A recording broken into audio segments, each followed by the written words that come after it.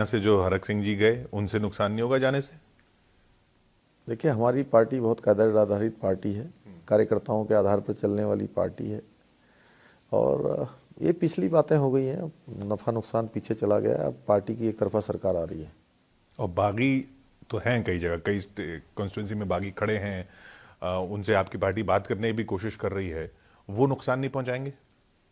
नहीं, अब देखिए, हमने कहा कि जब एक बार तय हो जाता है कि पार्टी में इनको टिकट हो गया है, क्योंकि सभी लोग लड़ने वाले चाहते हैं मुझे भी टिकट मिले, मुझे भी टिकट मिले, बड़ी पार्टी है हमारी, जीतने की संभावना अधिक है।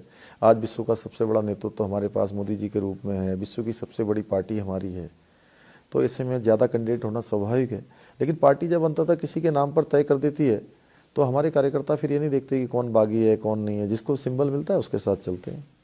एक बात जो मैं फिर हरीश रावत जी की बात करूंगा, एक बात जो उन्होंने कही वो कि यशपाल आर्य जी सक्षम है राज्य को संभालने के लिए, इशारा ये कि भाई एक वंचित समाज से, दलित समाज से भी कोई सीएम हो सकता है। देखिए, हरीश रावत जी कब क्या कह दें, मेरे से एक दो बार लोगों ने कहा कि आप हरीश रावत जी को आप गंभीरता से क्यों नहीं लेते। मैंने कहा सबसे पहले तो उनकी पार्टी उनको गंभीरता से नहीं लेती है,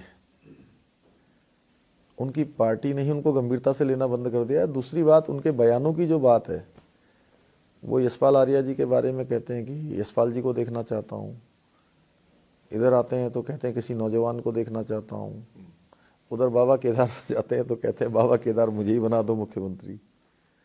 तो उनके एक जगह पर कई प्रकार के बयान हैं, अपने बारे में ही इस मुद्दे को लेकर कई प्रकार के उनके बयान हैं। तो इस बारे में वही ज़्यादा अच्छा बता सकते हैं कि वो कब क्या किसके लिए क्या कह रहे हैं।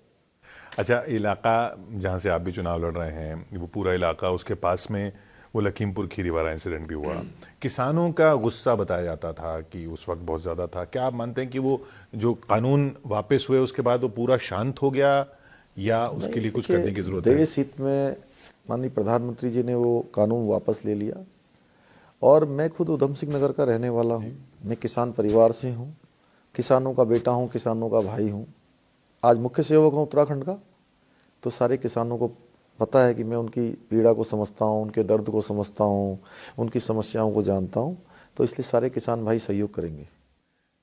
ये बेहतर होता अगर कोविड ना होता, मोदी जी की और रैलीज होती। पश्चिम यूपी का चुनाव भी बीजेपी के लिए बहुत अहम है, तो काफ़ी बड़े जो नेता हैं वो वहाँ पर भी बिजी हैं। अगर वो वहाँ बिजी नहीं होते तो उत्तराखंड में ज़्यादा रैलियाँ होती, आपको ज़्यादा फायदा मिलता। ये चुनौती नहीं है?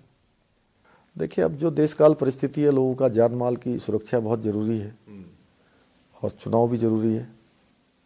जैसा देश है, काल है, परिस्थिति है, उसके अनुरूप ही आगे बढ़ना है और हम आगे बढ़ रहे हैं।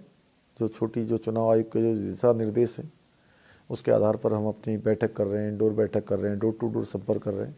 मैं भी लगभग 25-30 विधानसभाओं में अभी तक जा चुका हूँ।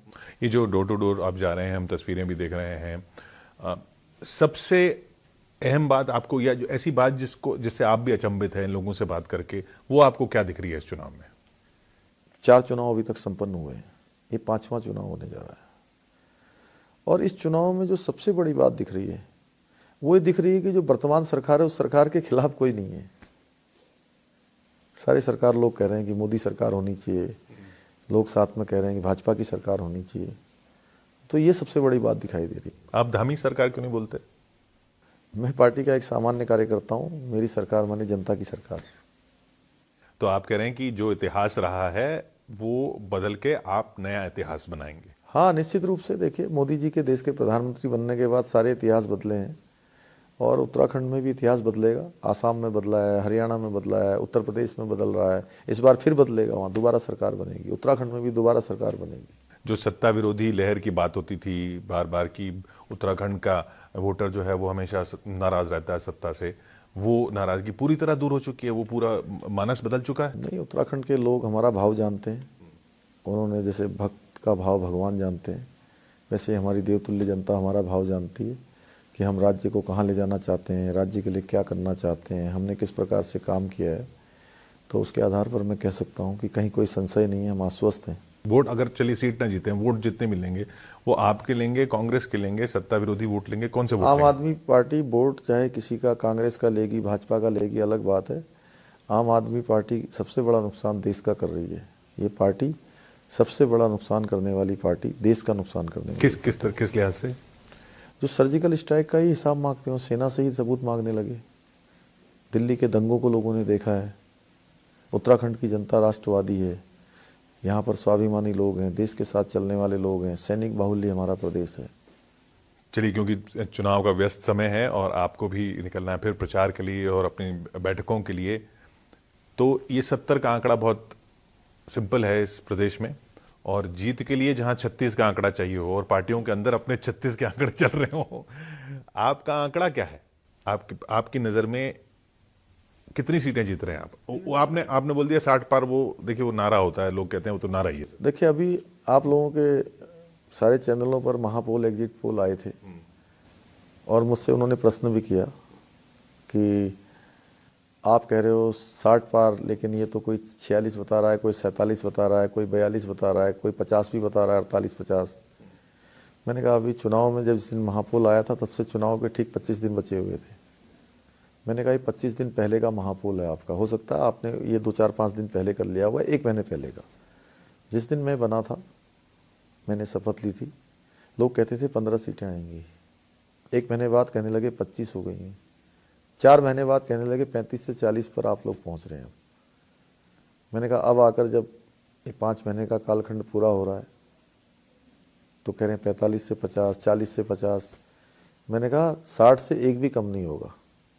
जिस दिन वोटिंग होगी 14 फरवरी को, जिस दिन मतदान होगा, पूरे आकाश जो हमने नारा दिया है आपकी 60 पार, उत्तराखंड की देवतुल्य जनता हमको आशीर्वाद देगी। तो आखिर आपने जो जहां से मैंने सवाल शुरू किया था उसका जवाब दे दिया कि आप 60 पार करेंगे, लेकिन शुरुआत आपके कार्यकाल में 15 से हुई थी। नहीं, मैं ऐसा लोग कहते थे, मैंने कहा, मैंने नहीं कहा। मैं तो कहता हूं कि शुरू से हम इस पर लेकर चल रहे हैं। पिछली बार 57 थे तो इस बार 60 होंगे, और मोदी जी के नेतृत्व में तो आज के दिन से ज्यादा परिश्रम अगले दिन करना है। खैर, ये फैसला जनता को देना है और 10 मार्च को ये फैसला जब आएगा तब आपसे फिर बात होगी, और आप उम्मीद करते हैं कि इसी भवन में मुख्यमंत्री आवास में बात होगी अगले टर्म में भी। बहुत बहुत शुक्रिया आपसे बात करने के लिए पुष्कर जी। नमस्कार। देखते रहिए आप News 18 इंडिया।